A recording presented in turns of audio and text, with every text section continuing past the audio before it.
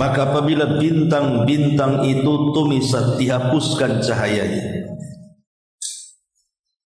dan apabila langit furijat, dibelah dan dipecah,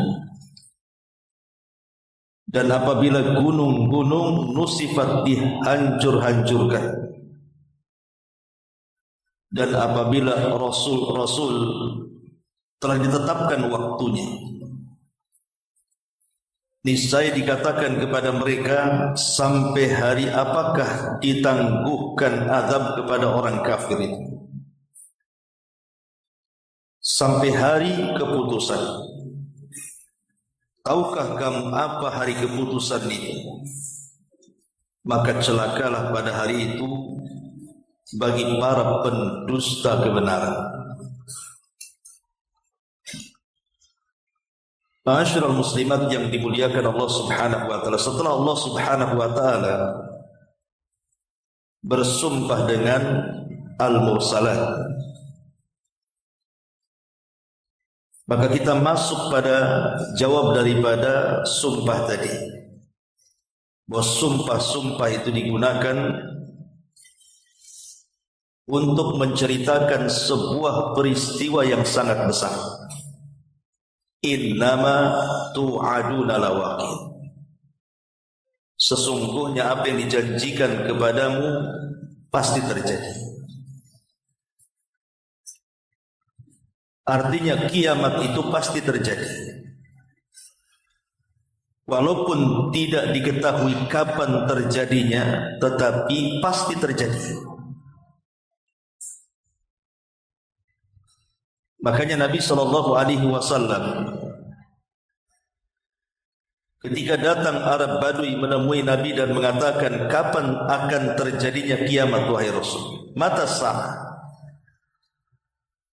Maka Nabi SAW berpaling dan tidak mau menjawab sampai 3 kali. Baru Nabi SAW mengatakan, wa ma'a'adatta laha.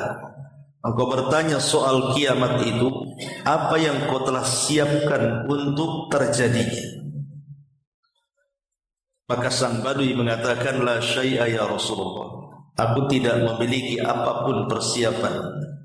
Walakinni uhibbullaha wa rasul. Tetapi aku sangat cinta dengan Allah dan Rasulnya. Maka Nabi SAW mengatakan, anta ma'aman ahbabta. Aku akan bersama dengan idola. Lihat bagaimana Nabi SAW mengatakan kepada Arab Badui ini, wa ma'adatta laha. Apa yang kau persiapkan untuk terjadinya kiamat? Artinya kiamat itu pasti terjadi. Bahkan ketika Jibril alaihi salatu wassalam juga bertanya kepada Nabi SAW soal kapan terjadinya kiamat, maka Nabi SAW hanya mengatakan, mal mas'ulu anha bi'a'lama minas sa'il. Tidaklah orang yang ditanya lebih paham dibandingkan orang yang bertanya. Seolah-olah Nabi SAW mengatakan kiamat itu pasti terjadi, tetapi kapan terjadinya Allahu a'lam. Karena ini perkara gaib. Sebab kalau Nabi SAW tahu, pasti dia jawab. Makanya dalam hadis Jibril yang sangat panjang itu, Nabi ditanya soal Islam, Rasul jawab. Kemudian juga Rasul ditanya soal iman, Rasul pun menjawab.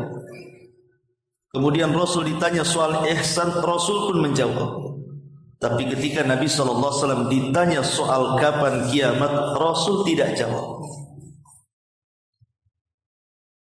Artinya bahwa tidak menjawabnya Rasul bukan berarti tidak terjadi kiamat, tapi Rasul tidak mengetahui kapan terjadinya. Makanya Nabi SAW hanya menjawab tanda-tandanya saja. Bahwa apabila telah muncul tanda ini, tanda itu, maka kiamat akan datang. Dan tanda-tanda kiamat itu kan ada 2 macam. Ada tanda-tanda kiamat kecil, dan datangnya kadang datang, kadang hilang. Dan ada tanda-tanda kiamat besar yang kalau datang itu akan terus berkesinambungan, tidak akan terputus sampai kiamat dibangkitkan. Dan 90% lebih kata para ulama, tanda-tanda kecil itu sudah muncul. Hanya tinggal beberapa persen saja dan mengarah kepada tanda-tanda kiamat besar. Tapi kapan terjadinya sekali lagi kita tidak tahu. Tapi Allah katakan innama tu'aduna lawaqi'. Sesungguhnya apa yang dijanjikan soal kiamat kepadamu itu pasti terjadi. Tidak mungkin tidak, pasti terjadi. Kemudian Allah Subhanahu wa taala menjelaskan tentang kondisi kehancuran alam semesta. Seperti apa kehancuran alam semesta ini? Allah memulai dengan kondisi bintang. Allah mengatakan fa idzan nujumu tumisat. Apabila bintang-bintang itu dihapuskan cahayanya. Di dalam ayat yang lain, wa idzan nujumun kadar. Dan tatkala bintang-bintang itu dijatuh-jatuhkan. Sebagian para ulama mengatakan arti kadar artinya tasaqat, artinya bintang-bintang itu berjatuhan. Tapi ada juga yang mentafsirkan artinya taghayyara, bintang-bintang itu akan berubah, yang tadinya bercahaya menjadi gelap gulita. Tentu penafsiran baik yang mengatakan bintang itu akan berjatuhan pada hari kiamat, ataupun yang mengatakan bintang itu akan terhapus cahayanya, tidak bertentangan, karena bisa dijamak. Dikatakan oleh Imam Al-Kalbi dan juga Imam Atha, seorang ahli tafsir, tumtirus sama yawma idzin nujuman fala yabqa najmun illa waqa. Pada hari kiamat langit akan menurunkan hujan bintang. Biasanya hujan itu air, ini bintang dihujankan. Maka tidak tersisa satu bintang kecuali akan jatuh ke permukaan bumi. Lah ketika bintang itu jatuh, maka terjadilah perubahan yang tadinya terang menjadi gelap. Jadi jatuh dulu, baru kemudian gelap, gitu maksudnya. Ma'asyiral muslimat yang dimuliakan Allah Subhanahu wa taala.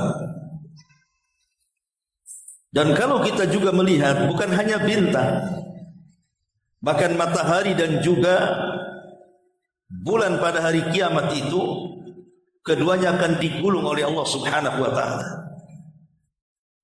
Makanya Allah mengatakan dalam surah At-Takwir, idza syamsu kuwirat, apabila matahari digulung oleh Allah Subhanahu wa taala. Dan Nabi sallallahu alaihi wasallam juga mengatakan asy-syamsu wal qamaru mukawwaran yaumal qiyamah. Matahari dan bulan akan digulung dan dilipat pada hari kiamat.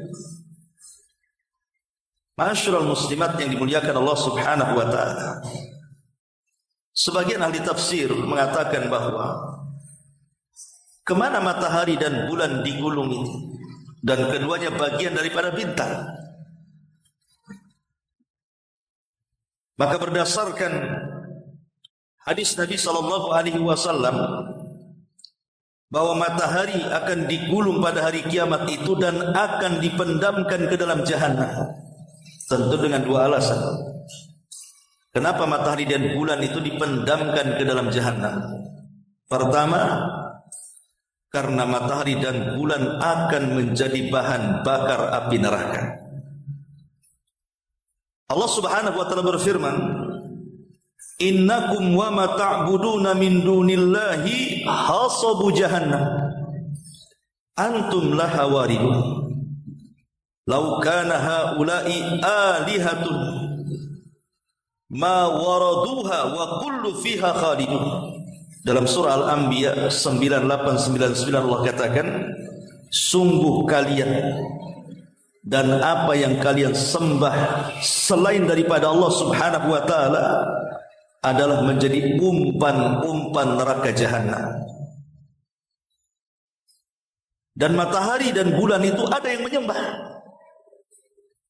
Di zaman Ratu Balqis mereka menyembah matahari dan bulan. Di zaman Nabi Ibrahim juga sebagian kaum Ibrahim menyembah matahari, bulan, bahkan bintang. Sementara Allah katakan innakum wa ma ta'buduna min dunillahi hasabu jahannam. Sungguh kalian dan apa yang kalian sembah daripada selain Allah akan menjadi bara api dan umpan neraka jahanam. Ayat ini kata Imam Asy-Syinkiti rahimahullahu taala tadullu ala anna jami'al ma'budati ma'abidiha finnar, bahwa seluruh sesembahan selain daripada Allah akan dikumpulkan bersama para penyembahnya di satu neraka. Jadi kalau mereka menyembah sapi maka akan dikumpulkan satu neraka. Kalau mereka menyembah batu maka akan dikumpulkan dalam satu neraka. Termasuk juga matahari dan bulan akan dikumpulkan dengan para sesembahannya. Kemudian yang kedua, tentunya untuk menghinakan orang-orang yang menyembah matahari dan bulan dan untuk membuktikan bahwa matahari dan bulan itu bukan Tuhan, tidak layak disembah. Makanya Allah Subhanahu wa taala masukkan dan pendamkan matahari dan bulan itu ke dalam jahanam, bahwa keduanya bukan Tuhan. Gitu maksudnya. Ma'asyiral muslimat yang dimuliakan Allah Azza wa Jalla. Jadi pada hari kiamat bintang-bintang, matahari dan bulan itu semua akan dijatuh-jatuhkan oleh Allah Subhanahu wa taala. Fa idzan nujumu tumisat. Apabila bintang-bintang itu dihapuskan cahayanya. Kemudian setelah Allah bercerita tentang soal bintang, maka Allah Subhanahu wa taala mulai bicara soal langit. Allah katakan wa idzas samaa furijat, dan apabila langit mulai terbelah dan terpecah. Terbelah atau terpecahnya langit itu disebutkan di beberapa ayat dalam Al-Quranul Karim. Seperti Allah Subhanahu wa taala katakan dalam surah Al-Haqqah ayat 16, "Wan syaqqatis sama fahiya yauma idzin wahiyah." Dan terbelahnya langit pada hari itu sehingga langit yang tadinya kokoh menjadi rapuh dan lemah. Ma'asyiral muslimat yang dimuliakan Allah Subhanahu wa taala. Kemudian juga disebutkan di dalam surah yang lainnya Allah mengatakan wa idzas samaa'u kushitat, dan tatkala langit dilenyapkan.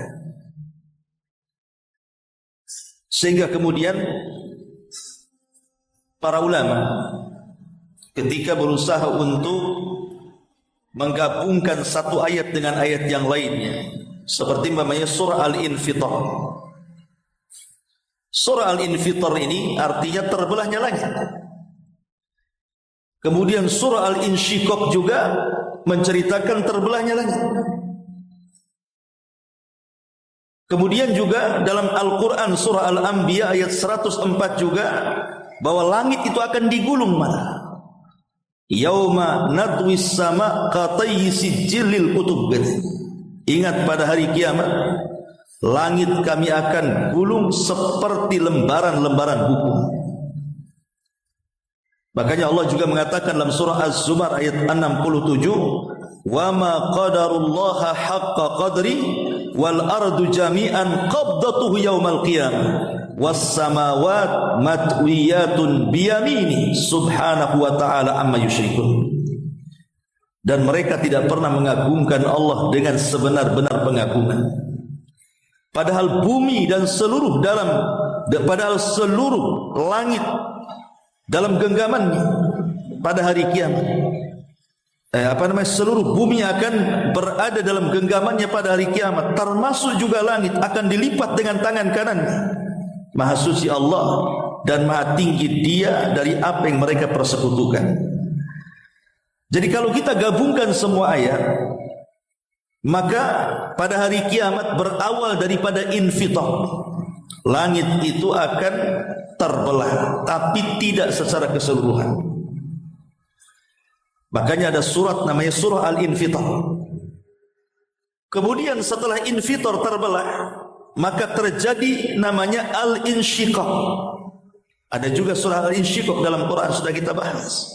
Dan insyiqaq ini lebih dahsyat dibandingkan infitar. Karena kalau infitar ini terbelah, tapi kalau insyiqaq ini terbelah secara sempurna. Baru setelah itu langit melemah.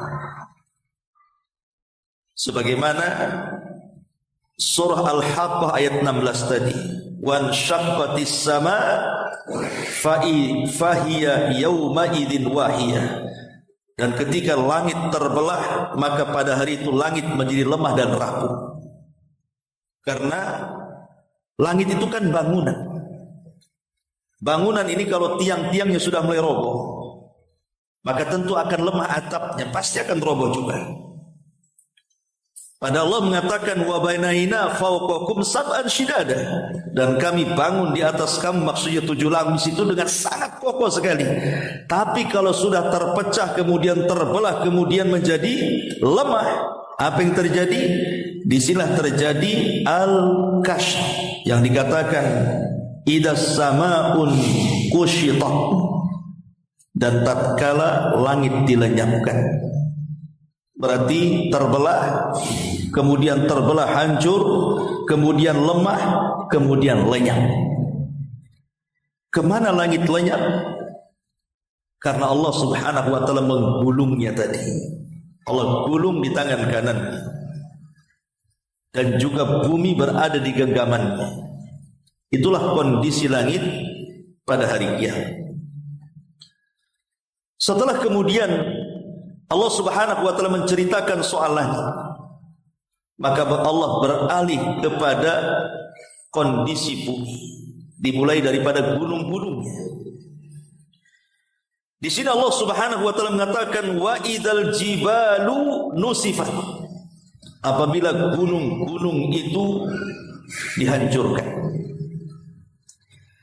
Masyarul muslimat yang dimuliakan Allah subhanahu wa ta'ala, dalam ayat yang lain juga Allah mengatakan wa idzal jibalu suyyirat, dan apabila gunung-gunung diperjalankan. Ada yang mengatakan bahwa yang dimaksud suyyirat diperjalankan di sini artinya diterbang-terbangkan. Tapi ada juga yang mengatakan suyyirat di sini maksudnya gunung itu akan berubah menjadi debu dan tanah sudah tidak kokoh lagi. Makanya Allah mengatakan dalam surah An-Naml ayat 88 itu wa taral jibala tahsabuha jamidatan wa hiya tamurru marras sahab, dan kamu lihat gunung-gunung itu kamu sangka dia tetap pada tempatnya. Tidak, dia akan berjalan satu masa, akan tercabut dari pasaknya, kemudian akan diterbangkan ke langit, kemudian akan ditubrukkan satu dengan yang lainnya, kemudian hanya sisa debu yang kembali ke bumi. Wasuyyiratil jibalu fakanat saraba, dan gunung-gunung pun dijalankan sehingga menjadi fata morgana. Dalam surah Toha lebih jelas lagi Allah mengatakan wa yas'alunaka 'anil jibal faqul yansifuha rabbi nasfa. Mereka bertanya-tanya soal gunung kepadamu wahai Muhammad pada hari kiamat. Katakan, Tuhanku akan menghancurkan pada hari kiamat sehancur-hancurnya.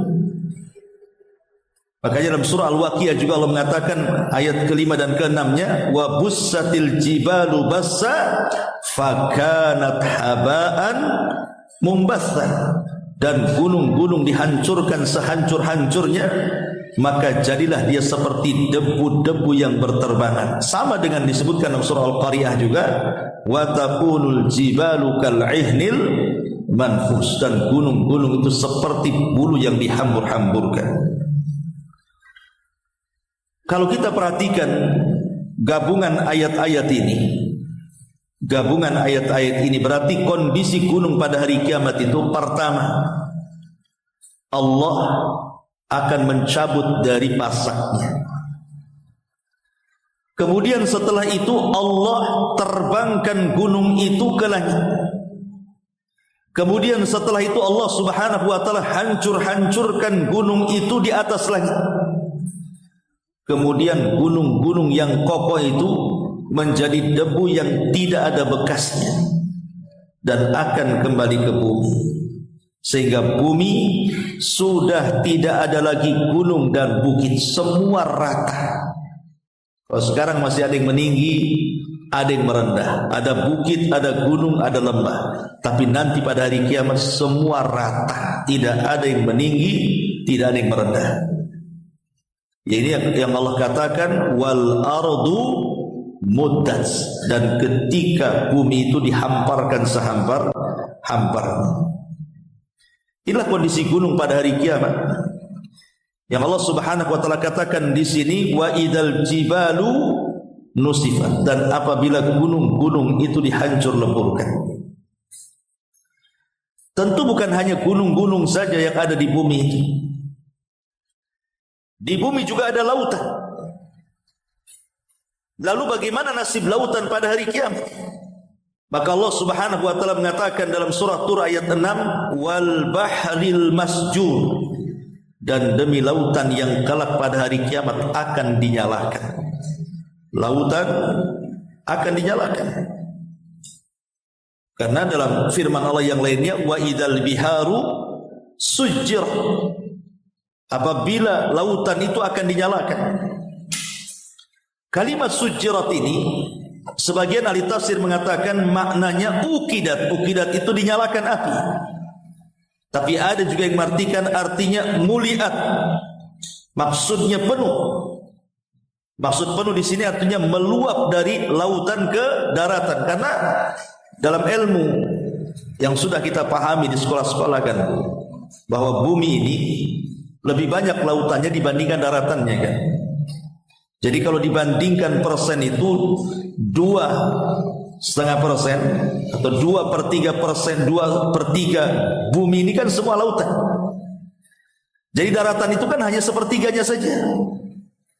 Lah bayangkan 2/3 lautan ini, sementara daratan hanya 3%-nya saja, 30-nya saja. Kemudian lautan ditumpahkan ke daratan, apa tenggelam semuanya itu? Lain kalau umpamanya lautannya sedikit, ini lautan lebih luas, 2/3, sementara sepertiganya daratan.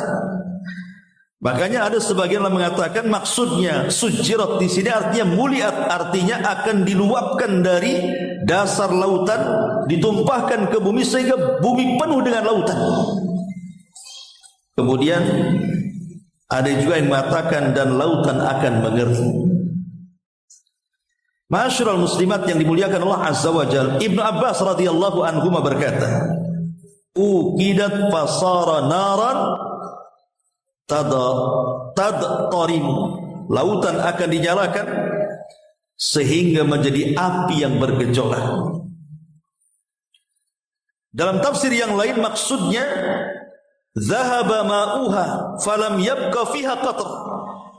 Imam Qatadah mengatakan bahwa lautan akan dikeringkan airnya sehingga tidak tersisa meskipun hanya satu tetes. Dari sini kalau kita kompromikan semua ayat-ayat soal lautan ini, berarti kondisi lautan yang pertama ketika terjadi pada hari kiamat itu, pertama akan diluapkan dulu. Lautan itu akan diluapkan, kemudian meluber, lalu bergabung dengan air-air yang ada di sungai-sungai. Karena bumi sudah tertutup air itu. Jadi di sini akan bercampur antara air asin dan air tawar kan gitu. Karena air lautan asin, air sungai tawar akan bercampur di situ. Kemudian Allah mulai menyalakan api. Bagaimana cara menyalakannya Allahu a'lam. Tapi begitulah Allah katakan, Sebagaimana penafsiran Ibnu Abbas, ukidat, maka lautan itu akan dinyalakan. Maka setelah kemudian terbakar seluruh lautan itu, maka akan membakar air sehingga yang tadinya lautan itu menjadi laut api, tiba-tiba kemudian surut dan mengering sehingga tidak ada satu tetes yang tersisa di lautan. Begitulah jamak cara memahami tentang kondisi lautan, karena ada yang mengatakan diluapkan, ada yang mengatakan kemudian dinyalakan dan begitu seterusnya. Ini kondisi lautan. Kalau kondisi darat tentu sudah jelas, Allah mengatakan idza zulzilatil ardu zilzalah. Apabila bumi ini digoncangkan dengan sekali goncangan. Lihat bagaimana Allah tidak mengatakan idza zulzilatil ardu zilzalan, tetapi Allah mengatakan idza zulzilatil ardu zilzalaha. Ada haknya di sini. Ha ini kata ganti, kembali kepada bumi. Jadi ketika kemudian zilzal, gempa itu diidhafahkan kepada bumi, berarti yang gempa itu bukan satu tempat yang lain, tidak. Berarti satu bumi gempa gitu maksudnya. Karena gempanya disandarkan ke bumi. Kalau sekarang ada gempa di Jogja, di Batam belum tentu gempa. Kemudian juga gempa di Lombok, di Batam juga tidak gempa. Tapi nanti pada hari kiamat gempa ini disandarkan ke bumi. Artinya bukan hanya Lombok, bukan hanya Jogja, bukan hanya Indonesia, satu dunia gempa. Lah itulah kondisi kiamat. Lalu bagaimana dengan harta-harta manusia saat kiamat itu? Allah gambarkan wa idal isyaru utilas, dan apabila unta-unta yang bunting itu ditinggalkan. Ini kinayah, karena orang-orang Arab itu mereka senang dengan unta, dan itulah dunia yang bagi mereka berharga. Artinya ketika Allah Subhanahu wa taala mengatakan wa idal isyaru utilat, berarti pada hari kiamat itu manusia sudah tidak mengurus harta lagi, saking ketakutannya.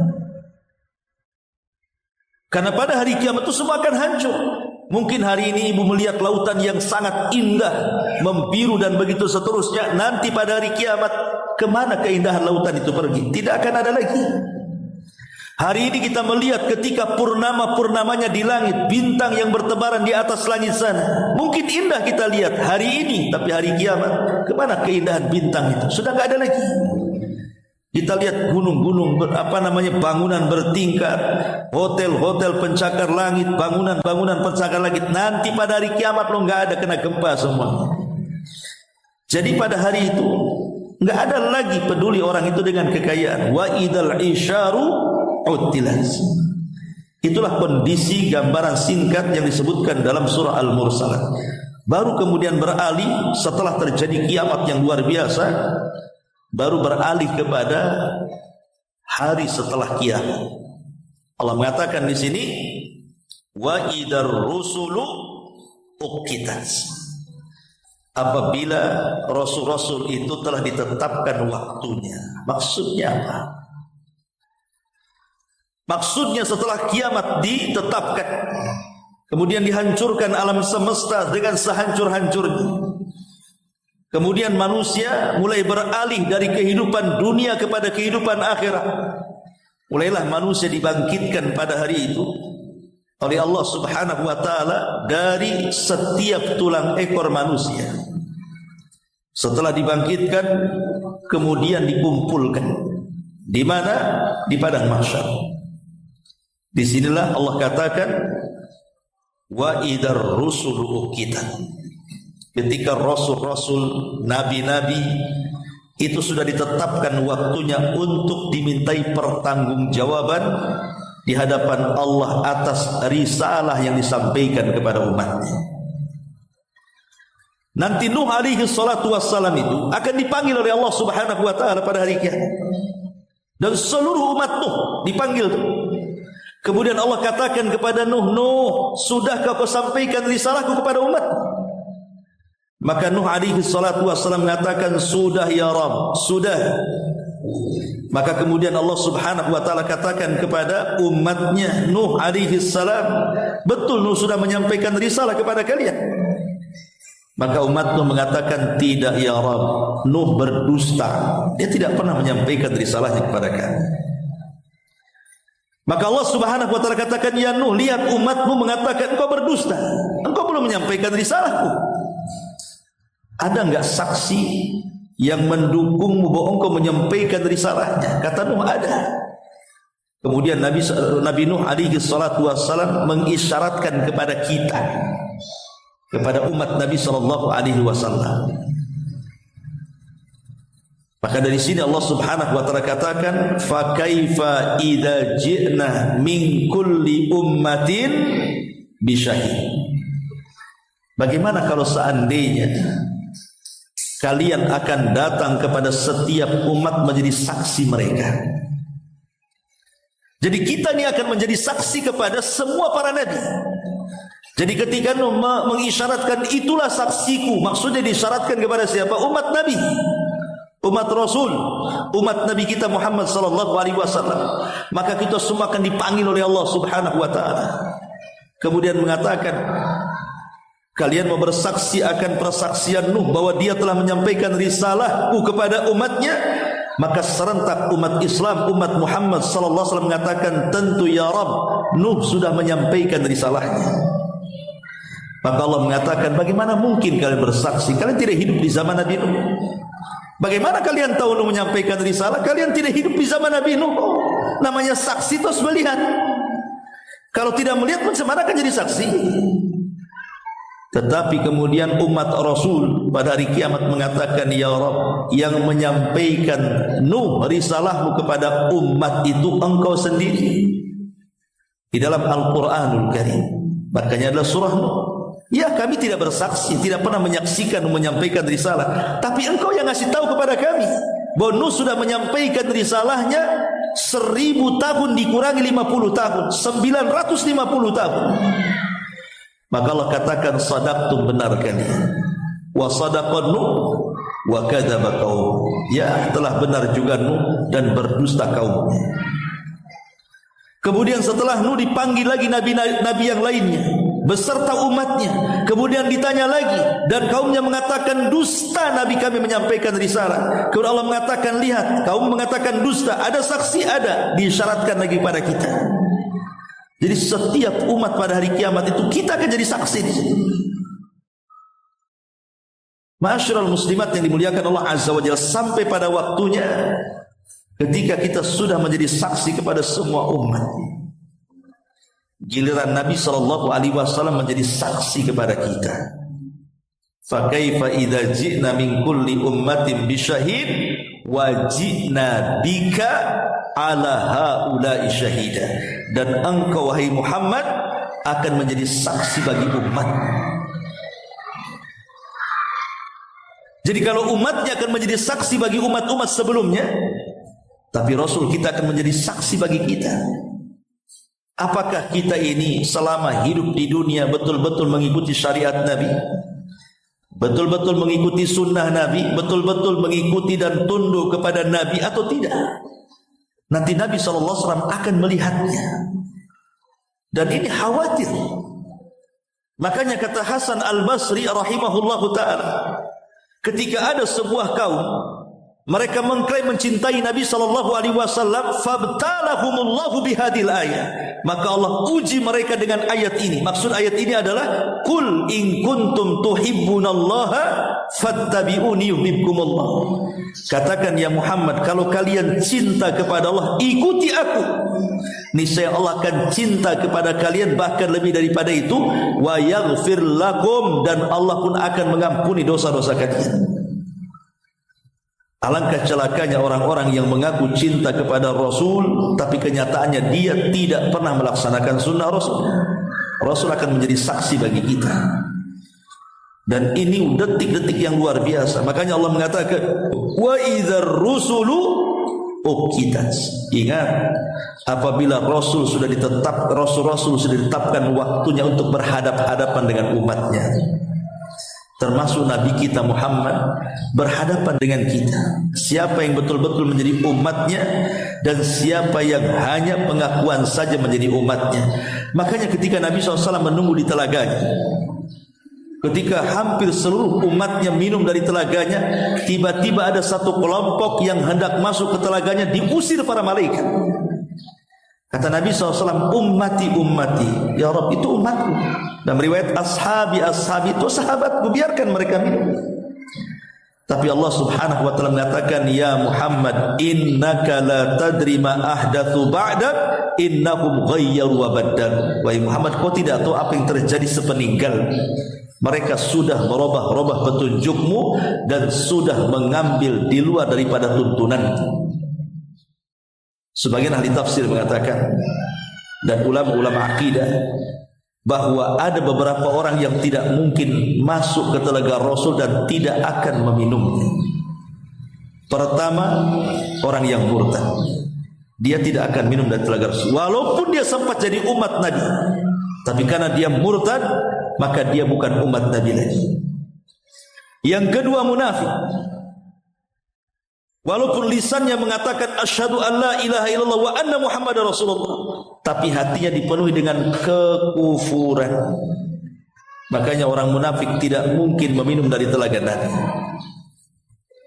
Yang ketiga, para pelaku bid'ah yang mereka jauh dari tuntunan Rasul.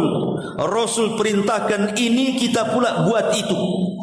Rasul kemudian memerintahkan itu, kita buat pula yang ini. Tidak cocok dengan perintah, malah melanggar perintah dan tidak menjalankan yang diperintahkan. Mereka melakukan bid'ah dan membuat perkara-perkara dalam agama, maka ahli bid'ah tidak akan masuk ke telaga Nabi, karena mereka tidak mencintai Nabi hakikatnya. Kemudian yang keempat, para pelaku dosa besar. Mereka tidak mencintai Nabi. Nabi melarang tidak boleh judi, malah kalian judi. Nabi mengatakan tidak boleh zina, kalian zina. Nabi mengatakan jangan gibah, kalian gibah. Nabi mengatakan kalian jangan namimah, kalian namimah.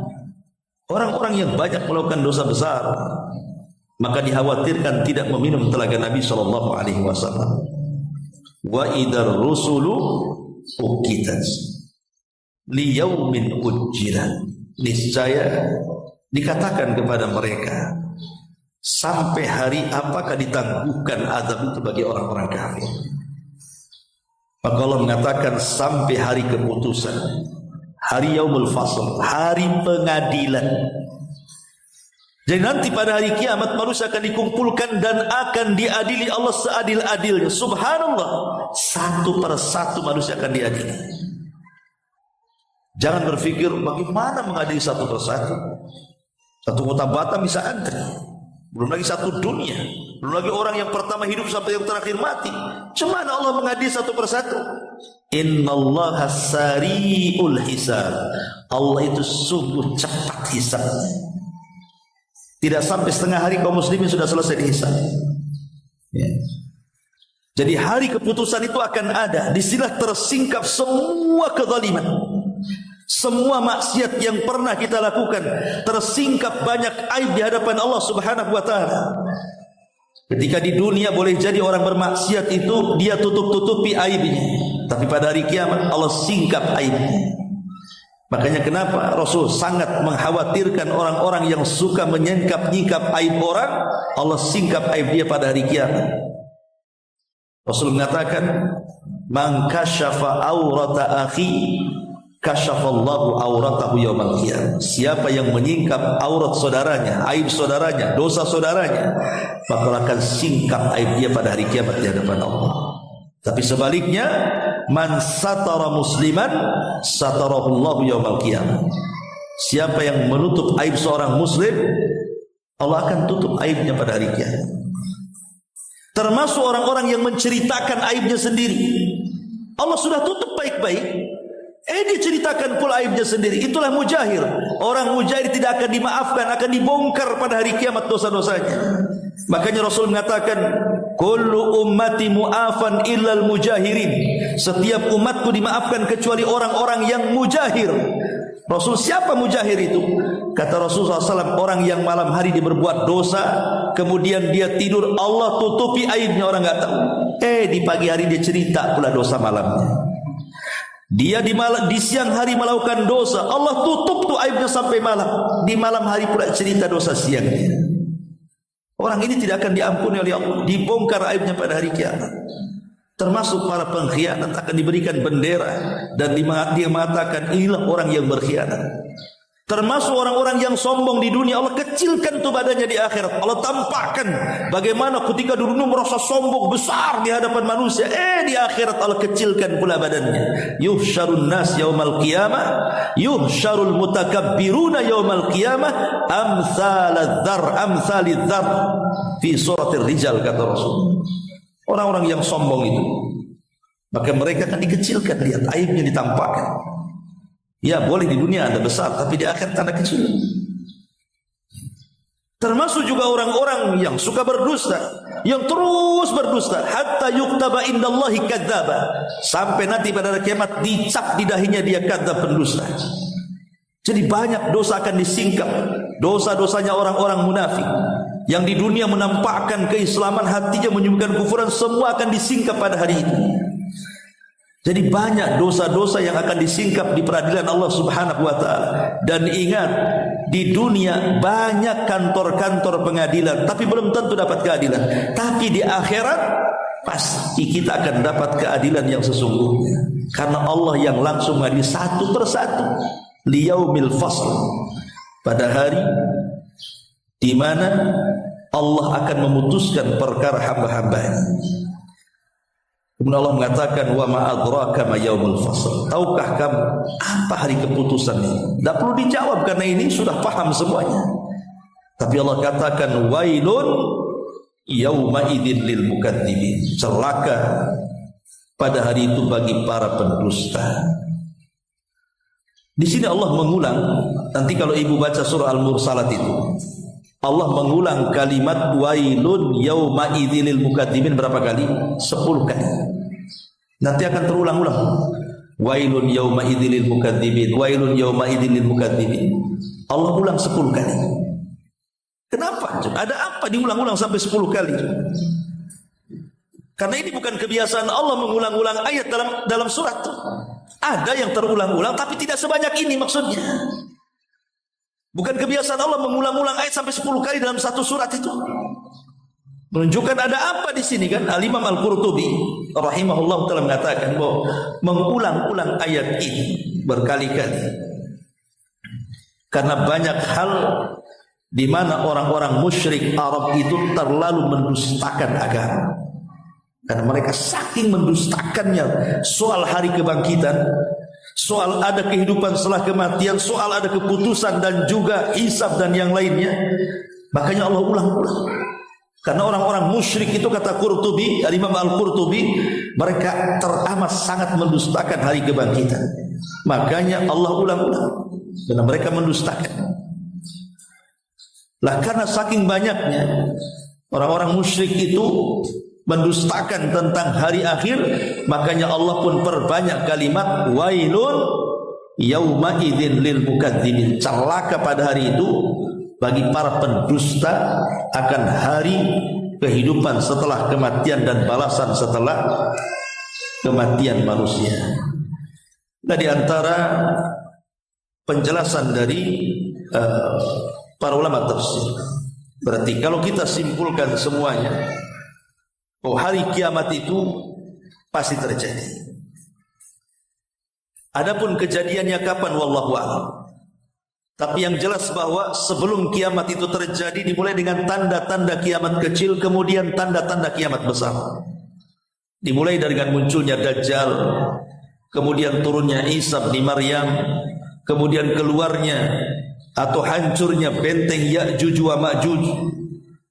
Kemudian setelah itu muncul dukhan, artinya asap yang pekat yang melekat di langit hitam. Kemudian matahari terbit dari arah barat. Kemudian muncul binatang yang bisa bicara. Kemudian setelah itu muncul gempa dari arah timur, gempa dari arah barat, gempa dari Jazirah Arab, dan ditutup dengan api yang menggiring manusia dari Aden Yaman, kemudian dikumpulkan di Syam.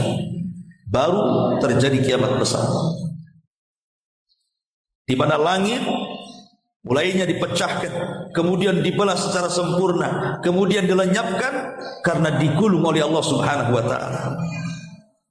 Kemudian bintang dijatuh-jatuhkan, kemudian dipadamkan cahayanya dan membentur satu dengan yang lainnya sehingga terjadi kekacauan di mana-mana. Kemudian bumi, di daratan terjadi gempa hebat, di lautan diluapkan, kemudian airnya disatukan, air lautan dengan air sungai, kemudian dinyalakan, kemudian dikeringkan sehingga tidak ada satu tetes lagi air yang ada di bumi. Kemudian gunung dicabut, diterbangkan, dihancurkan di langit, kemudian dikembalikan hanya sisa debu-debunya saja. Kemudian betul-betul dihancur-hancurkan semua alam semesta kecuali makhluk yang Allah kecualikan. Seperti aras tidak hancur, sorga tidak hancur, ruh juga tidak hancur. Ada makhluk sekitar 7 makhluk yang tidak dihancurkan. Tetapi semua makhluk Allah katakan kullu man 'alaiha fan wa yabqa wajhu rabbika dzil jalali wal ikram. Semua akan binasa kecuali wajah Allah. Sehingga ketika terjadi kehancuran alam semesta selama 40, kata Abu Hurairah yang tidak tahu apakah 40 tahun kehancuran itu, apakah 40 bulan, apakah 40 pekan, wallahu alam, ataukah mungkin 40 hari. Abu Hurairah tidak menyebutkan itu, hanya kalimat 40-nya saja. Disitulah Allah Subhanahu wa taala akan mengatakan di hadapan makhluk yang sudah hancur lebur itu dan mengatakan ainal mutakabbirun, di mana orang-orang yang sombong? Mana orang-orang yang congkak itu? Anal malik, sayalah raja. Ainal mutakabbirun, mana orang-orang yang sombong itu? Anal malik, sayalah raja. Kemudian Allah Subhanahu wa taala mengatakan, limanil mulkul yaum. Kalian sudah tahu ini milik siapa kekuasaan ini semuanya? Tidak ada yang jawab karena semua sudah hancur lebur. Maka Allah jawab sendiri dan mengatakan lillahil wahidil qahhar. Semua adalah milik yang satu, yang Maha Esa dan Maha mampu untuk menghakimi segalanya. Dialah Allah Subhanahu wa taala.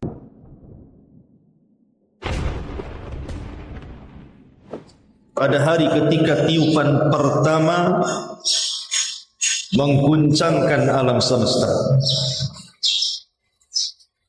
tatbauhar radifah, tiupan itu diiringi oleh tiupan yang keduanya. Qulubu yawma idin wajifah, hati manusia pada waktu itu merasakan ketakutan yang bersangatan. Absaruha khashi'ah, pandangan mereka tertunduk lesu. Yaquluna inna lamarduduna fil hafirah. Orang-orang kafir pun berkata, apakah kita benar-benar akan dikembalikan kepada kehidupan yang semula? Aidza kunna idzaman nakhirah, apakah akan dibangkitkan juga apabila kita telah menjadi tulang belulang yang hancur? Qalu tilka idzan qarratun khasirah. Mereka pun berkata, kalau demikian itu adalah sesuatu pengembalian yang sangat merugikan. Fa innama hiya zajratu wahidah, maka pengembalian itu hanyalah dengan sekali tiupan saja. Fa idza hum bisahirah, maka seketika mereka hidup kembali di bumi yang baru, maksudnya padang mahsyar. Ma'asyiral muslimat yang dimuliakan Allah Subhanahu wa taala, ayat ini menggambarkan kepada kita tentang situasi hari kiamat. Di dalam hadis yang dikeluarkan oleh Imam Muslim dari sahabat Abi Hurairah radhiyallahu anhu, khairu yaumin tala'at alaihi syamsu yaumal jum'ah fihi khuliqa Adam wa fihi udkhilal jannah wa fihi ukhrija minha wa la taqumus sa'atu illa fi yaumil jum'ah. Kata Nabi SAW, sebaik-baik hari selama matahari terbit dari awal sampai akhir adalah di hari Jumat. Pada hari Jumat inilah Adam diciptakan, dan pada hari Jumat pula Adam dimasukkan ke dalam sorga, dan pada hari Jumat pula Adam dikeluarkan dari sorga. Dan tidak mungkin tegak hari kiamat kecuali di hari Jumat. Bahkan dalam riwayat yang lain, khairu yaumin tala'at fihi syamsu yaumul jum'ah fihi khuliqa Adam wa fihi uhbita wa fihi tiba alaihi wa fihi qubida wa fihi taqumu as-sa'a ala ma 'ala al-ardi min dabbatin illa wa hiya tusbihu yaumal jum'ati musihatan hatta tatlu asy-syamsa syafaqatan minas sa'a illa ibn Adam wa fihi sa'atun la yusadifuha 'abdun mu'min wa huwa fi sholati yas'alullah syai'an illa a'tahu iyyah. Sebaik-baik hari selama matahari terbit adalah hari Jumat. Pada hari Jumat ini Adam diciptakan, Adam diturunkan, dan pada hari Jumat pula taubat Adam diterima. Pada hari Jumat Adam diwafatkan, dan pada hari itu pula kiamat dibangkitkan. Semua hewan di muka bumi berada di pagi hari Jumat dalam keadaan terus melihat dan mendengar sehingga terbitnya matahari, karena mereka takut akan datangnya hari kiamat, kecuali manusia. Pada hari Jumat ada satu waktu yang tidaklah seorang mukmin pun berdoa ketika salatnya meminta sesuatu kepada Allah bertepatan dengan waktu itu, kecuali Allah Subhanahu wa taala akan mengabulkan. Dari dua riwayat ini kita tahu bahwa kiamat itu hanya disebutkan harinya saja. Adapun tanggalnya, adapun bulan dan tahunnya tidak disebutkan. Tanggal berapa, bulan berapa, tahun berapa, tidak disebutkan kiamat itu kan. Tetapi Allah Subhanahu wa taala menghabarkan kepada kita lewat lisan Rasul bahwa yang jelas kiamat itu terjadi di hari Jumat, hari sakralnya kaum muslimin.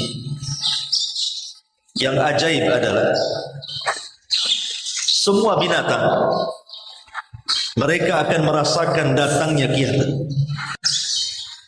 Makanya setiap hari Jumat binatang itu kalau sudah mendekati waktu pagi, antara fajar ke matahari terbit, maka binatang itu akan terus memperhatikan, mendengar dan melihat apakah bumi ini masih tetap ada ataukah dihancurkan. Kecuali manusia. Manusia tidak tahu menahu masalah itu, tapi binatang Allah berikan insting, mampu merasakan akan terjadi kiamat atau tidak. Apabila kemudian tidak terjadi apa-apa, maka mereka senang. Tapi kalau sudah tanda-tanda kiamat muncul, maka mereka ketakutan. Dan ini keajaiban alam semesta, Allah Subhanahu wa taala anugerahkan kepada binatang. Dan kiamat itu terjadi antara terbit fajar sampai terbit matahari. Artinya kiamat itu terjadi di pagi hari.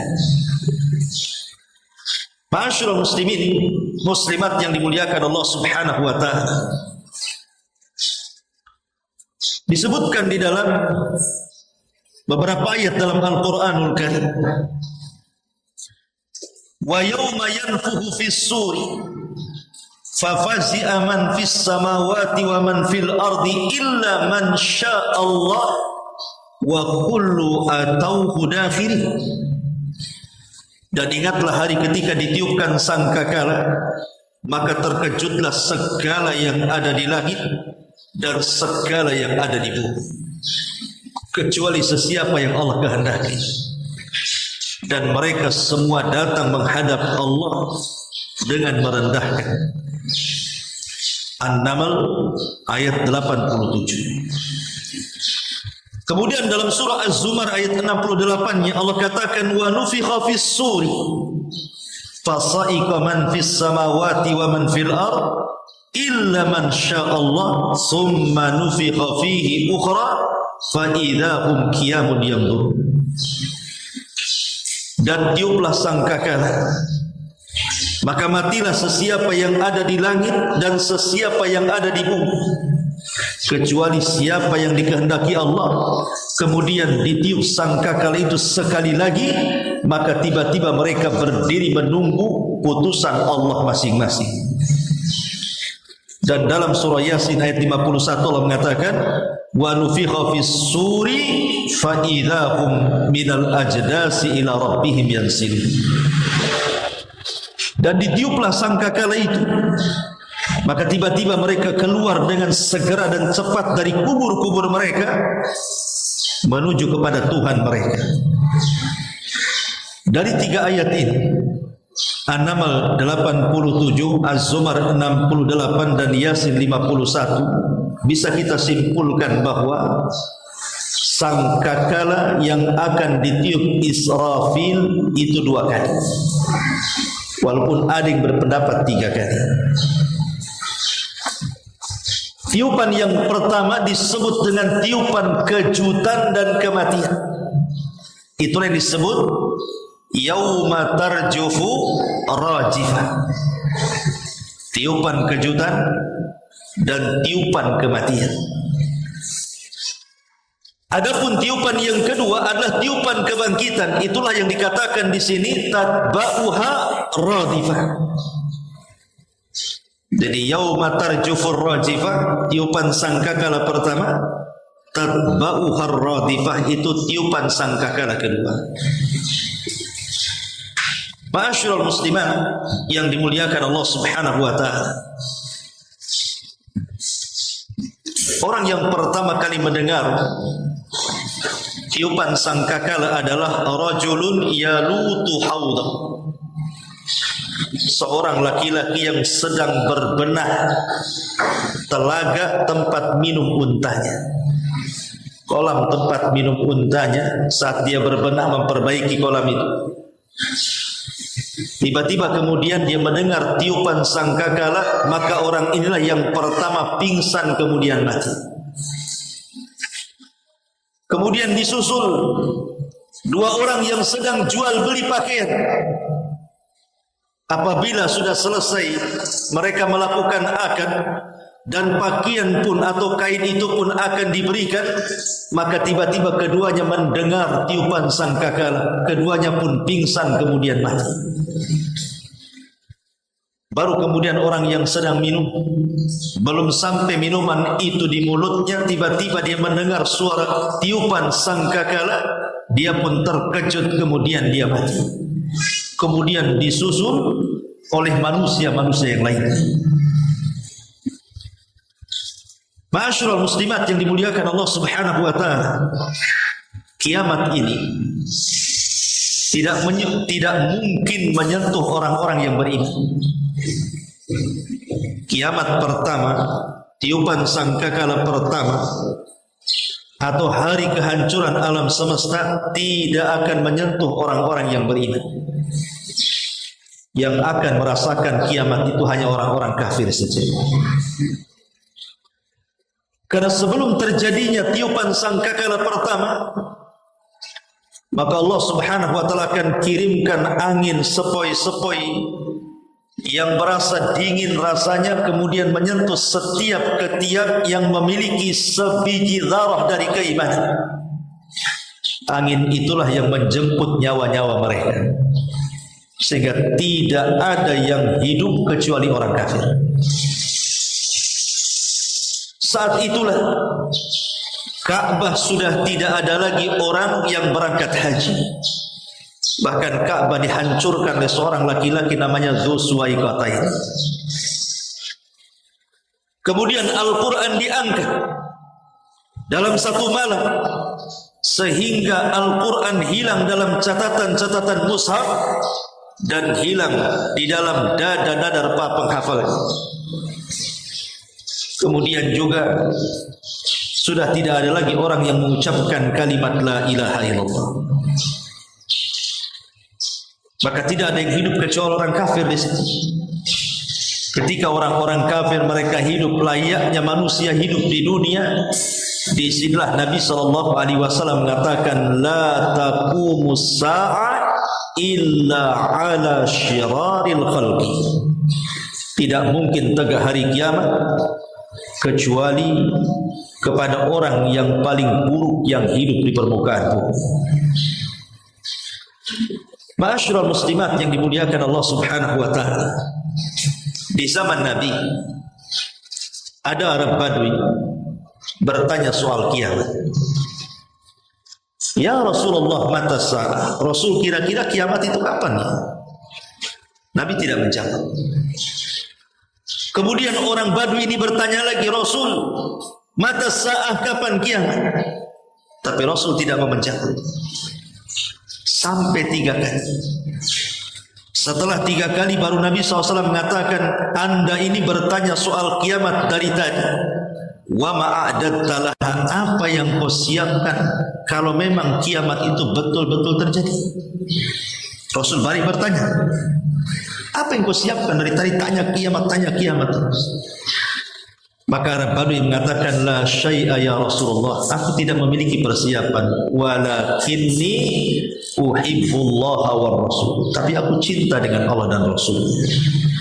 Maka Rasul mengatakan, anta ma'aman ahbabta, kalau begitu engkau akan bersama orang yang kau cintai. Tapi lihat bagaimana Nabi SAW setiap ditanya kapan kiamat, Rasul tidak menjawab. Bahkan ketika Jibril bertanya juga kepada Nabi SAW, mata sa'ah, kapan kiamat wahai Muhammad? Maka Rasul hanya mengatakan, mal mas'ulu anha bi'a'lama minas sa'il. Orang yang ditanya tidak lebih paham dibandingkan orang yang bertanya. Artinya Rasul dan Jibril yang bertanya sama-sama tidak tahu kapan kiamat. Tapi begitulah para nabi. Semua para nabi disibukkan oleh kaumnya dengan pertanyaan satu, kapan kiamat? Kaumnya Nuh datang kepada Nuh bertanya, Nuh, kapan kiamat? Kaumnya Syu'aib bertanya kepada Syu'aib, kapan kiamat? Kaumnya Nabi Saleh bertanya kepada Nabi Saleh, kapan kiamat?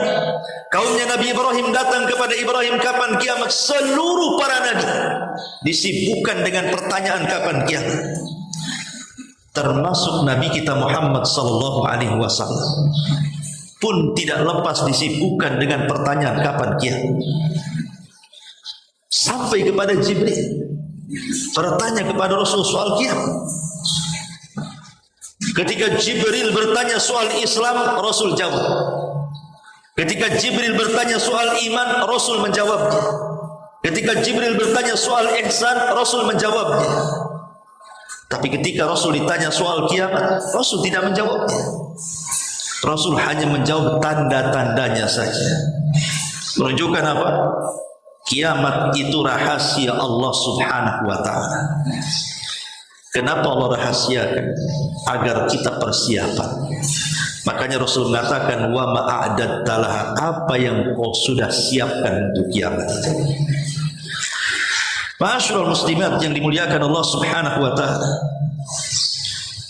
saat kiamat dibangkitkan, yauma tarjufur rajifah, hari di mana tiupan sangkakala pertama ditiup Israfil. Dan Allah Subhanahu wa taala sudah menugaskan dari sekian banyak malaikat, Israfilah malaikat pemegang sangkakala. Ketika Nabi SAW satu hari tidak nyenyak tidur, tidak enak makan, tidak selera minum, sedih. Datang sahabat bertanya, "Ma sya'nuka ya Rasulullah?" Ada apa dengan engkau hai Rasul? Kenapa kau murung hari ini? Satu hari ini kau murung, kenapa? Maka Nabi SAW mengatakan, "Fa kaifa un'am wa qad iltaqama sahibu qarnin qarna." Bagaimana mungkin aku akan lezat hidup, kata Rasul, kalau Israfil sudah meletakkan moncong sangkakala di mulutnya dan siap ditiup menunggu izin dari Allah Subhanahu wa taala. Dari sini kita tahu bahwa Israfil itu sudah meletakkan moncong di mulutnya. Karena Nabi SAW adalah Nabi akhir zaman dan umatnya juga umat akhir zaman. Dan Nabi SAW mengatakan, "Ana wassa'ah kahataini," saya dan bangkitnya hari kiamat itu seperti ini, kata Rasul. Saking dekat. Makanya wajar kalau moncong Israfil, moncong sangkakala itu sudah berada di mulut Israfil. Dia tinggal niup saja menunggu perintah Allah Azza wa Jalla. Dan apabila betul-betul yauma tarjufur rajifah, memang Israfil meniup sangkakala itu, kemudian seluruh manusia meninggal dunia. Kullu nafsin dha'iqatul maut, tidak ada jiwa kecuali cabut nyawanya. Kemudian setelah itu binatang-binatang, baik binatang yang berkaki empat, baik binatang yang ada di lautan, baik binatang yang ada di hutan-hutannya, buasnya, ataupun binatang-binatang jinaknya, kecil besarnya, semua diwafatkan. Maka barulah kemudian giliran para malaikat. Setelah kemudian jin, manusia, binatang-binatang mati, baru giliran para malaikat. Dan kita tahu bahwa yang menjadikan stabilnya alam semesta ini adalah malaikat yang bertugas atas izin Allah, yang memikul arasy malaikat, yang mengatur kehidupan di langit malaikat, yang mengatur kehidupan di dunia malaikat. Ibu bisa bayangkan kalau seluruh malaikat yang ditugaskan Allah untuk menahan langit, untuk mengedarkan seluruh galaksi-galaksi yang ada di langit, tiba-tiba semua mati, apa enggak berantakan itu? Makanya saat kemudian para malaikat diwafatkan Allah Subhanahu wa taala, apa yang terjadi? Yang terjadi adalah kehancuran total alam semesta. Tiba-tiba kemudian bintang berjatuhan, kemudian menubruk satu dengan yang lain. Kemudian bola-bola api menerjang bumi, terjadilah gempa dahsyat yang luar biasa. Tercabutnya gunung-gunung. Kemudian keluar larva api, kemudian menyatu dengan lautan. Padahal lautan itu lebih luas 70% dibandingkan daratan, tapi menjadi lautan api ketika itu. Belum lagi kemudian bergoncangnya bumi, gempa di mana-mana. Allah mengatakan, "Idza zulzilatil ardu zilzalah." Apabila Allah gempakan bumi sekali gempa. Allah katakan zilzalah, gempa diidhofahkan kepada bumi, maknanya tidak ada tempat di bumi kecuali digempakan. Kalau sekarang ada gempa di Jogja, di sini tidak. Ada gempa di Lombok, di sini tidak. Alhamdulillah. Tapi pada hari kiamat melalui kemana? Semua digempakan. Gunung-gunung yang merupakan pasak bumi dicabut dan dibentur-benturkan di langit, sehingga gunung yang kokoh seperti kapas yang berhamburan ditiup angin. Maka akhirnya kemudian ketika tidak ada makhluk lagi yang hidup, tidak manusianya, tidak jinnya, tidak malaikatnya, tidak manusianya, tidak binatangnya, tidak ada makhluk kecuali Allah Subhanahu wa taala. Kullu man 'alaiha fan, semua dibinasakan kecuali Allah Dzul Jalali wal Ikram. Disitulah Allah Subhanahu wa taala melirik bumi yang sudah dihancur-hancurkan itu. Kemudian Allah berbicara dengan bumi. Limanil mulkul yaum. Limanil mulkul yaum. Kekuasaan ini milik siapa? Ainal muluk wa abnaul muluk. Di mana raja dan anak-anaknya? Ainal mutakabbirun, di mana orang-orang yang congkak dan sombong itu? Di mana mereka? Limanil mulkul yaum. Kekuasaan ini milik siapa? Tidak ada yang jawab. Tidak ada manusia, tidak ada jin, tidak ada binatang, tidak ada malaikat. Siapa yang jawab?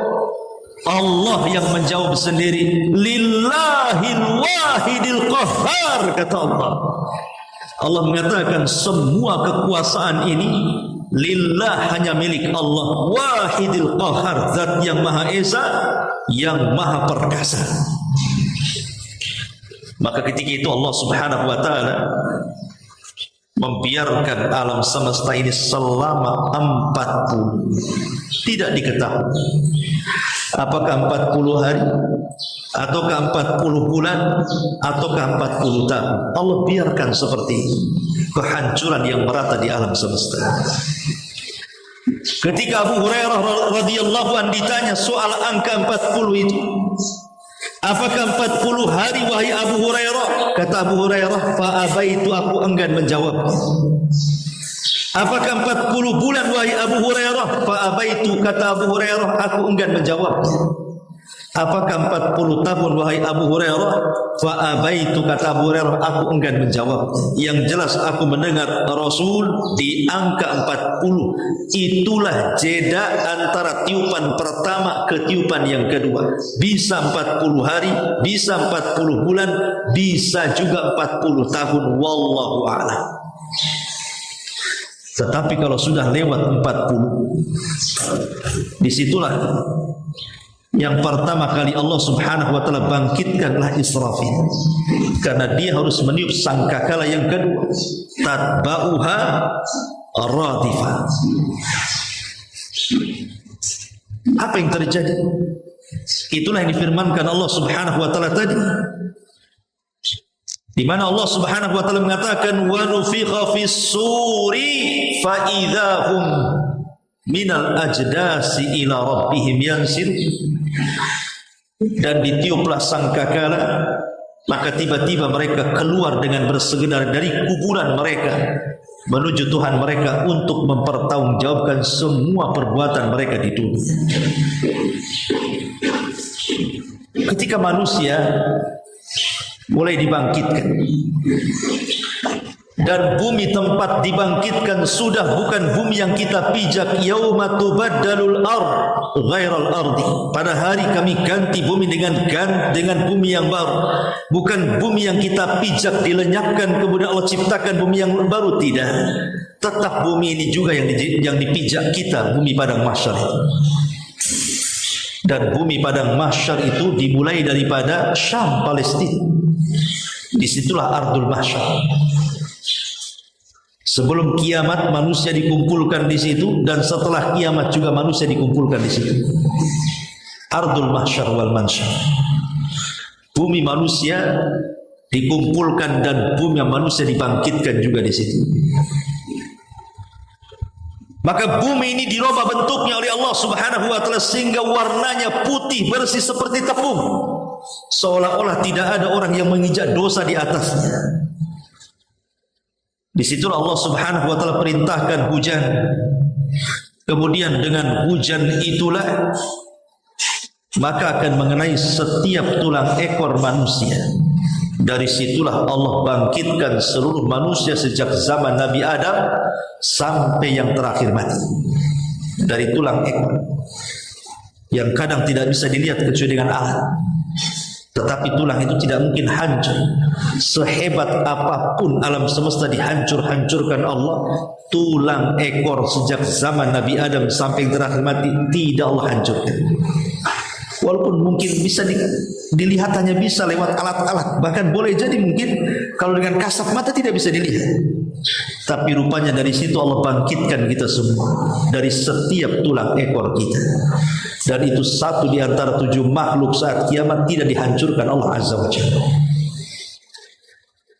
Maka ketika terjadi hujan lebat, kemudian air itu mengenai setiap tulang ekor sejak zaman Nabi Adam sampai yang terakhir mati, maka menyatulah kembali tulang-tulang entah dari mana datangnya, daging-daging entah dari mana datangnya, kemudian kulit-kulit, dan menyatu kembali, kemudian menjadi jasad semula. Seperti mereka dilahirkan, seperti jasad semula, tapi tidak ada ruh.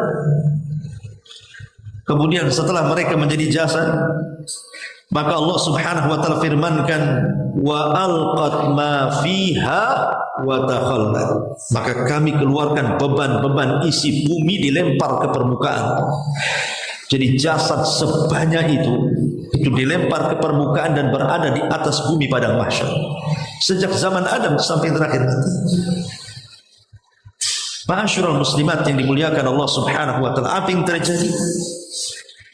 Maka saat itulah Israfil diperintahkan untuk meniup sangkakala.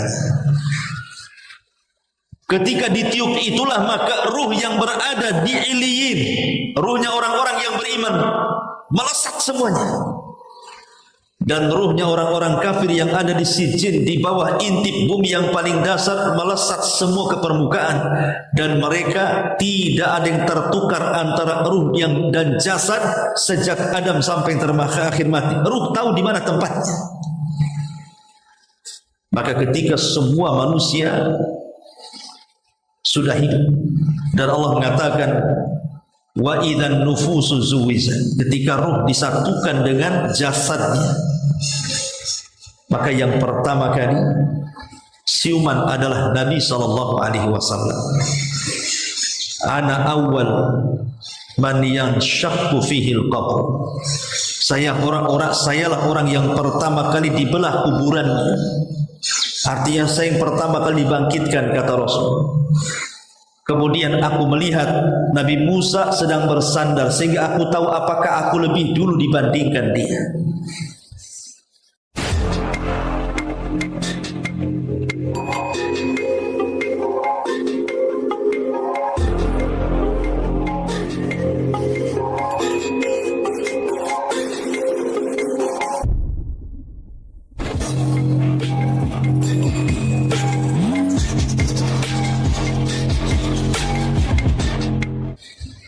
Dan yang pertama kali diberikan pakaian dari sutra adalah Nabiullah Ibrahim alaihi salatu wassalam.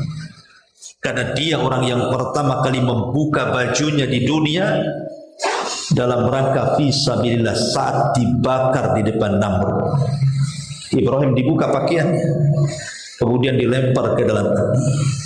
Maka pada hari kiamat dia yang pertama kali pakaikan pakaian sutra, baru yang lainnya. Ma'asyiral muslimat yang dimuliakan Allah Subhanahu wa taala, Abu Hurairah radhiyallahu anhu meriwayatkan sebuah hadis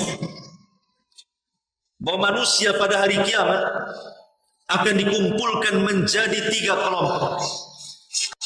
Manusia pada hari kiamat akan dikumpulkan menjadi 3 kelompok.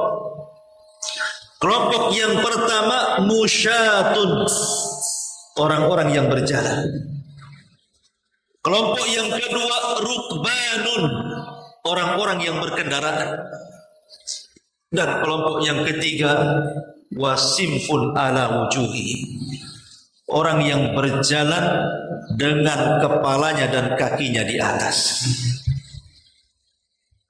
Ada orang yang berjalan dengan kaki, ada orang berjalan dengan kendaraan, dan ada orang yang berjalan dengan kepala, kakinya di atas.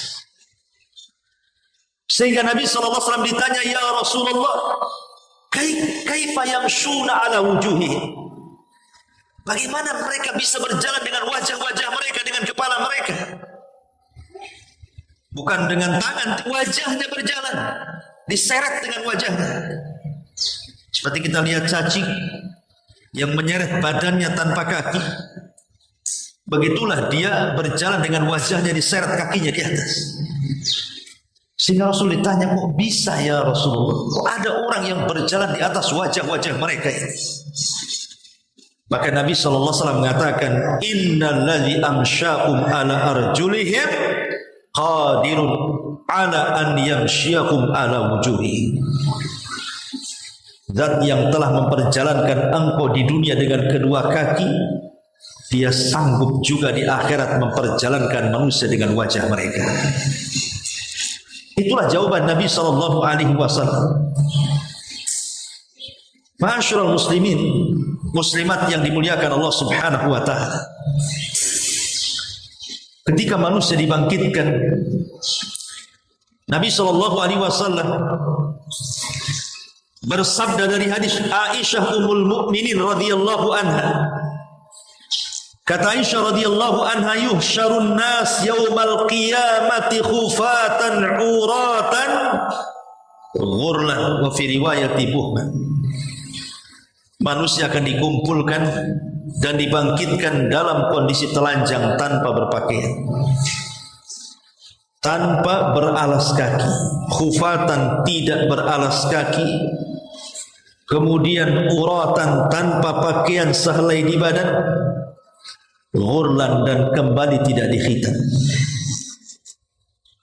Artinya kulit yang pernah dibuang akan dikembalikan, karena kulit itu akan jadi saksi di hadapan Allah sehingga tidak boleh ada yang kurang dalam badan kita. Maka dikembalikan. Yang sudah dikhitan dikembalikan supaya menjadi saksi, harus lengkap di hadapan Allah. Ma'asyiral muslimat yang dimuliakan Allah, dalam riwayat Buhman, tanpa membawa harta satu pun di badan. Kalau sudah seperti ini, apa yang disombongkan? Karena semua dibangkitkan sama. Tidak presidennya, tidak menterinya, tidak pejabatnya, tidak juga rakyatnya, tidak orang kayanya, tidak orang miskinnya, tidak laki-lakinya, tidak perempuannya. Semua dibangkitkan sama, tanpa sandal, tanpa pakaian, tidak dikhitan dan tidak membawa harta di badan. Lalu apa yang disombongkan di hadapan Allah Azza wa Jalla?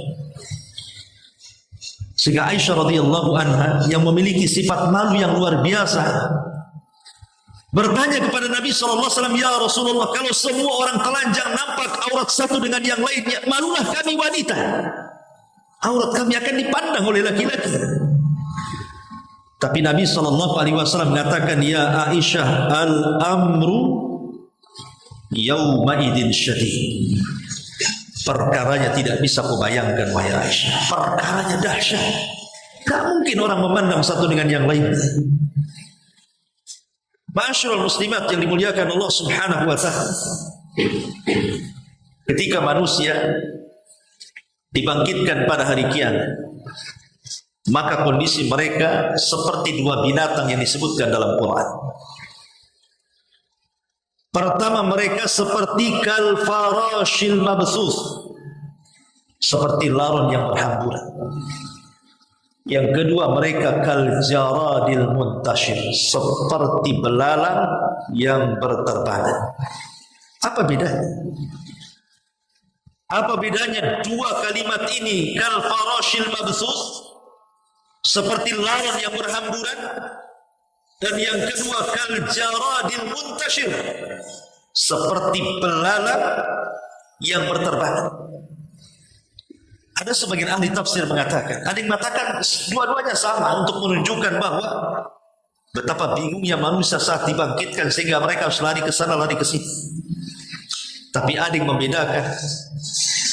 Adapun ketika Allah menyebutkan dalam surah Al-Qari'ah kal farashil mabthus, seperti laron yang berhamburan, itu di awal kebangkitan.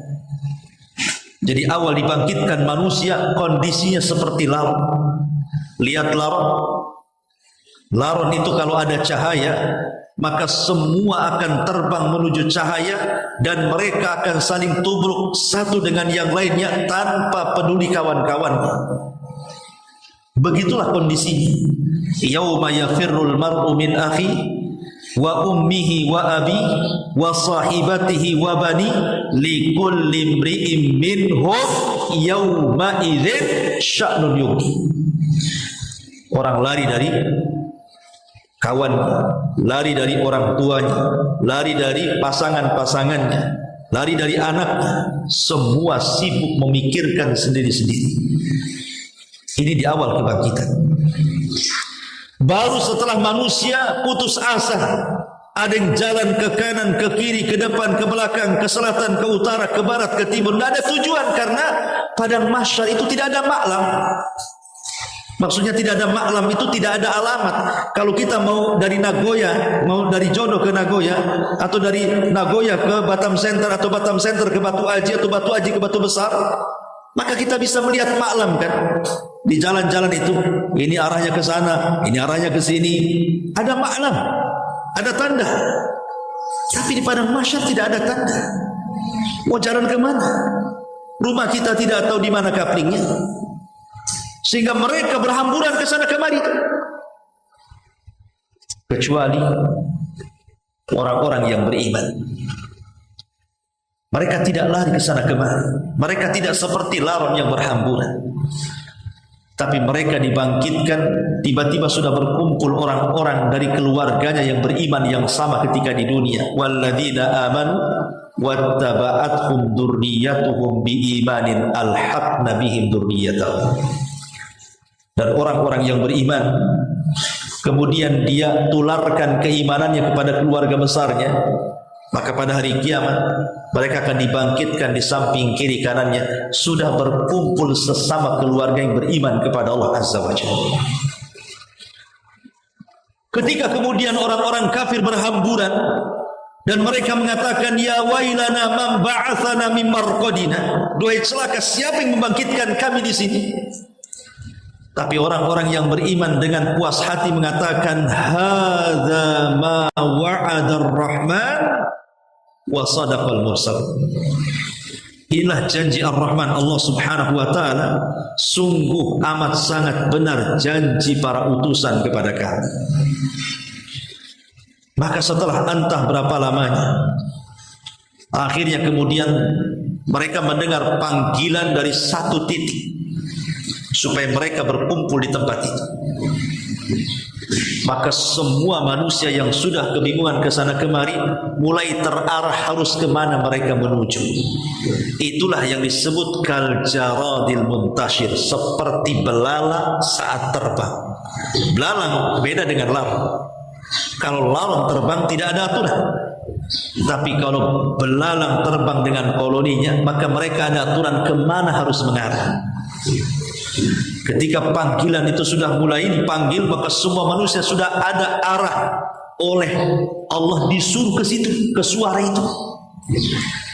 Cuma tidak dijelaskan berapa jauh kita harus mengarah ke suara itu.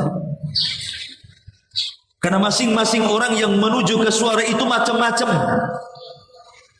Ada yang berjalan dengan kakinya sehingga sampailah di suara itu.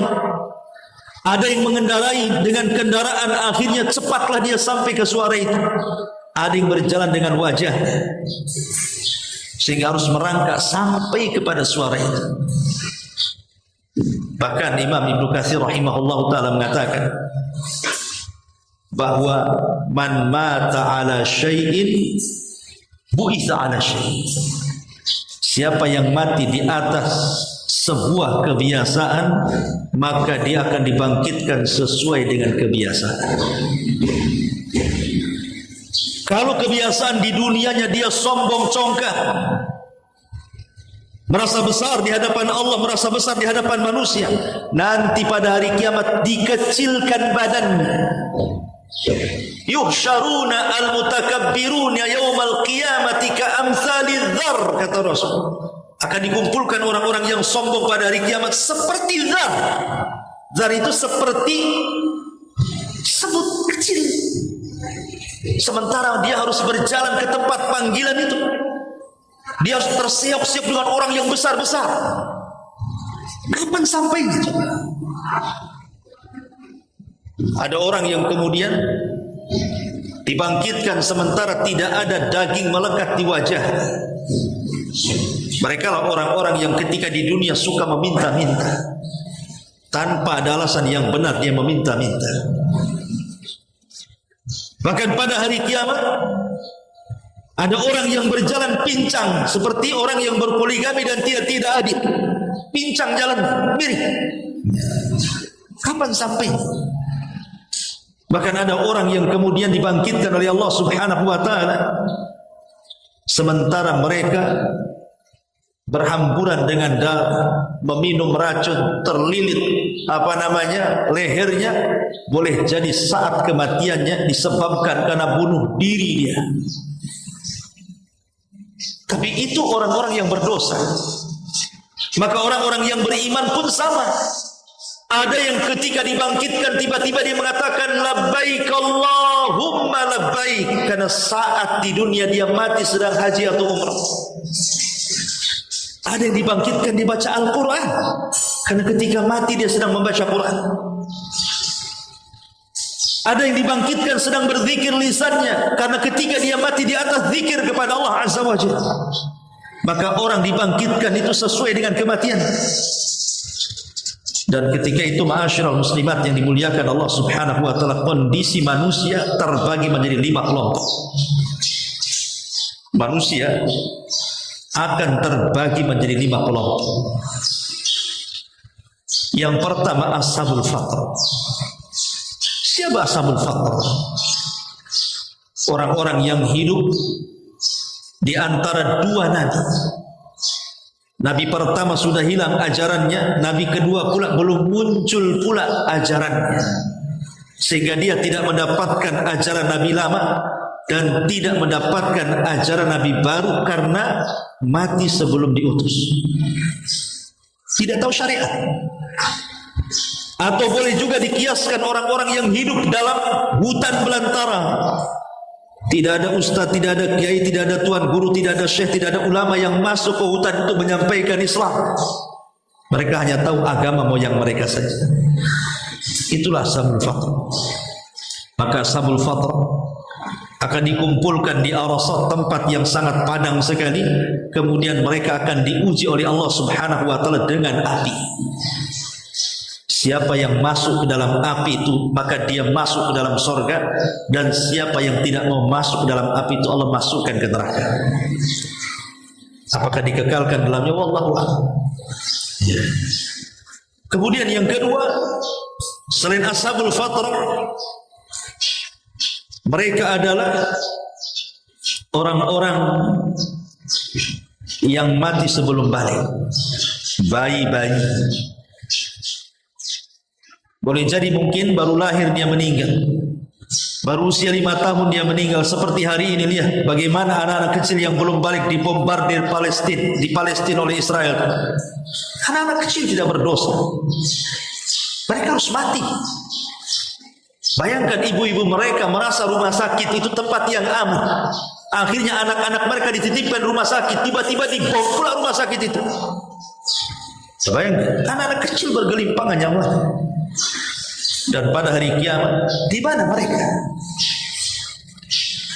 Ada yang mengatakan bahwa tergantung orang tua. Kalau orang tuanya beriman, maka akan disertakan dengan orang-orang yang beriman. Kalau orang tuanya kafir, maka akan disertakan dengan kekafiran. Tapi pendapat yang kuat tidak. Anak-anak yang belum balik dari kalangan orang kafir ataupun anak orang-orang yang beriman, maka mereka akan Allah Subhanahu wa taala masukkan ke dalam surga. Walaupun kemudian menjadi perselisihan para ulama tentang anak-anak kecil. Ada yang mengatakan mereka di surga. Ada yang mengatakan mereka digabungkan dengan ashabul a'raf yang berada di antara neraka dan surga itu. Ada juga yang mengatakan tergantung bapak-bapaknya. Kalau bapaknya kafir ya di neraka. Kalau bapaknya di surga dia masuk surga. Ada juga ulama mengatakan tawakuf, tidak mau komentar. Ada juga yang mengatakan mereka akan menjadi para pembantu di surga. Ada yang mengatakan mereka akan diuji juga di akhirat. Maka siapa yang taat kepada Allah masuk surga, dan siapa yang taat kepada bermaksiat kepada Allah, maka dia masuk neraka. Dan inilah pendapat yang banyak dikuatkan para ulama.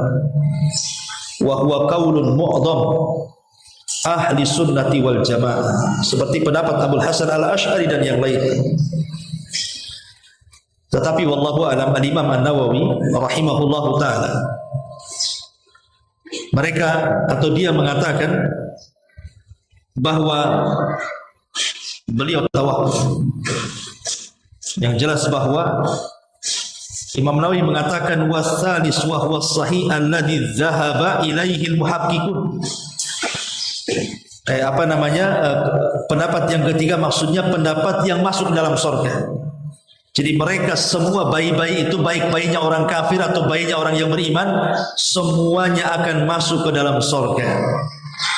Berdasarkan hadis Ibrahim, ketika Rasul melihat Ibrahim dalam peristiwa Mi'raj, di sekeliling Ibrahim banyak anak-anak kan? Banyak anak kecil, ya. Kemudian Nabi SAW melihat itu. Dari sini para ulama mengatakan bahwa anak-anak kecil itu semua masuk surga. Ma'asyiral muslimin yang dimuliakan Allah Subhanahu wa taala. Ini kelompok yang kedua. Kelompok yang ketiga, mereka adalah orang-orang kafir dan musyrik. Orang-orang kafir, orang-orang musyrik, orang munafik. Munafik i'tiqad ya, bukan munafik amal. Maka tidak syak lagi mereka masuk ke dalam neraka, dikekalkan di dalamnya selama-lamanya. Adapun yang keempat, orang-orang yang beriman. Maka orang-orang yang beriman tergantung kepada keimanannya. Ada yang masuk surga awaliyah, mereka masuk surga tanpa hisab dan adab karena punya kesempurnaan tauhid. Tapi ada yang masuk surga belakangan karena dia harus masuk neraka dan dibersihkan dosa-dosanya, dan semuanya di bawah kehendak Allah Subhanahu wa taala. Kemudian yang terakhir, yang kelima, binatang. Binatang akan dikumpulkan di sebuah tempat yang sangat padang, disaksikan mukmin dan kafir dan seluruh manusia sejak zaman Nabi Adam sampai yang terakhir mati. Kemudian mereka dihisab. Sampai binatang yang bertanduk akan dipindahkan tanduknya kepada binatang yang tidak bertanduk. Kemudian Allah mengatakan, tanduklah dia sebanyak dia menanduk kamu. Terjadi keadilan. Maka ketika semua manusia, binatang terjadi kisah satu dengan yang lain, bentuk hisab dan keadaan Allah, tiba-tiba Allah mengatakan, kuni turaba, jadilah kalian tanah. Binatang tidak diadab, binatang itu hanya dihisab saja. Mereka jadi tanah. Maka orang-orang kafir ketika melihat binatang jadi tanah, mereka pun mengatakan, ya laitani kuntu turaba. Duhai kiranya aku pun jadi tanah seperti binatang itu. Ma'asyiral muslimat yang dimuliakan Allah Subhanahu wa taala. Manusia ketika di padang mahsyar ada beberapa kekhususan. Kekhususan yang merupakan manusia-manusia yang ada di padang mahsyar. Yang pertama, tadi sudah dijelaskan, mereka tidak berpakaian, tidak dikhitan, tidak beralaskan sandal, dan tidak membawa harta di badan. Yang kedua, wajah-wajah mereka tertunduk. Wa'anatil wujuh lil hayyil qayyum wa qad khaba man hamala dhulma. Semua wajah tertunduk di hadapan Allah yang maha hidup lagi maha mengurus makhluk-makhluknya. Sungguh rugi orang yang membawa kezaliman saat itu. Qulubun yauma idzin wajifah. Hati manusia pada hari itu sangat takut, wajifah. Yang ketiga, mereka tidak ada yang bicara. Satu pun tidak ada yang bicara. Karena Allah yang mengatakan, hadza yaumul la yantiqun wa la yu'dzanu lahum faya'tadzirun. Inilah hari ketika mereka tidak dapat bicara, mereka tidak diizinkan bicara sehingga dapat meminta maaf. Memang Allah bisukan, tidak bisa bicara itu, langsung stop mulut itu. Allah buat bisu semuanya supaya tidak ada orang yang minta maaf. Yang keempat, mereka dilupakan oleh keluarga. Lupa keluarga dan dilupakan oleh keluarga. Ya ayuhan nasu taqu rabbakum inna wahsyaw yawma la yajzi walidun an waladihi wala mauludun huwa jazin an walidihi syai'an. Wahai manusia, bertakwalah kepada Tuhanmu dan takutlah akan hari yang ketika itu seorang bapa tidak dapat membela anaknya dan seorang anak tidak pula mampu membela bapaknya. Bahkan mereka tidak mau saling ketemu, nggak mau ketemu. Istri tidak mau ketemu dengan suami, suami pun tak mau ketemu dengan istri, anak tidak mau ketemu bapak, bapak pun tak mau ketemu anak. Kenapa? Karena takut dimintai pahalanya. Dulu kamu jadi seorang istri, hakmu kurang menjadi seorang istri, kau zalim kepadaku, mana pahalamu? Istri terbalik ngomong sama suami, kau dulu tidak bertanggung jawab juga, kau punya dosa kepadaku, sini pahalamu. Karena takut dituntut satu dengan yang lainnya, makanya keluarga itu dilupakan. Pada hari ketika manusia lari dari saudaranya, lari dari pasangannya, lari dari ibu bapaknya, karena takut dituntut haknya masalahnya. Lah hari itu manusia tidak mau ketemu orang. Dan itu khususan di padang mahsyar. Dan kondisi mereka berlutut di hadapan Allah. Wa tara kullu ummatin jathiyah. Pada hari itu engkau lihat setiap umat berlutut kepada Allah Subhanahu wa ta'ala. Dan kita bisa bayangkan, matahari didekatkan 1 mil di atas kepala. Kemudian keringat bercucuran sampai 70 hasta keringat itu. 70 hasta. Jadi keringat yang kita keluarkan itu dimakan oleh bumi sampai bumi pun kemudian sudah tidak ada lagi yang bisa diserapnya. Akhirnya kemudian keringat itu terpaksa kemudian mengalir di atas bumi sepanjang 70 hasta. Yang kalau perahu dijalankan bisa jalan di atasnya. Maka manusia kepanasan ketika itu.